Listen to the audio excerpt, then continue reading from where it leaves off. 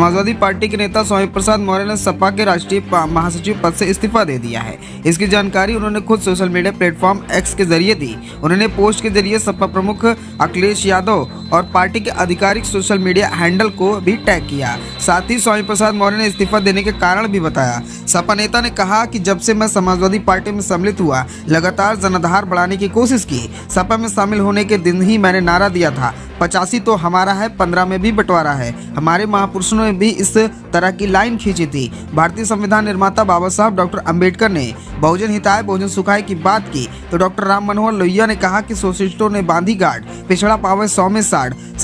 शहीद जगदेव बाबू कुशवाहा व राम स्वरूप वर्मा ने कहा था, 100 में 90 शोषित है, 90 भाग हमारा है। इसी प्रकार सामाजिक परिवर्तन के महानायक काशीराम का भी वही नारा था, 85 बनाम 15 का। स्वामी प्रसाद मौर्य ने आगे कहा, किंतु पार्टी द्वारा लगातार इस नारे को निष्प्रभावित करने एवं वर्ष 2022 की विधानसभा चुनाव में सैकड़ों प्रत्याशियों का पर्चा व सिंबल दाखिल होने के बाद अचानक प्रत्याशियों के बदलने के बावजूद भी पार्टी का जनाधार बढ़ने में सफल रहा। उसी का परिणाम था कि सपा के पास जहां मात्र 45 विधायक थे, वहीं पर विधानसभा चुनाव में 2022 के बाद यह संख्या 110 विधायकों की हो गई। बिना किसी मांग के अपने मुझे विधान परिषद भेजा और ठीक इसके बाद राष्ट्रीय महासचिव बनाया। इस सम्मान के लिए आपको बहुत बहुत धन्यवाद। स्वामी प्रसाद मौर्य ने पार्टी के वरिष्ठतम नेताओं पर तंज कसते हुए कहा, हैरानी तो तब हुई जब पार्टी के वरिष्ठतम नेता चुप रहने के बजाय मेरे निजी बयान कह करके कार्यकर्ताओं के हौसलों को तोड़ने की कोशिश की। मैं नहीं समझ पाया, एक राष्ट्रीय महासचिव हूं जिसका कोई भी बयान निजी बयान हो जाता है, और पार्टी के कुछ राष्ट्रीय महासचिव व नेता ऐसे भी हैं जिनका हर बयान पार्टी का हो जाता है।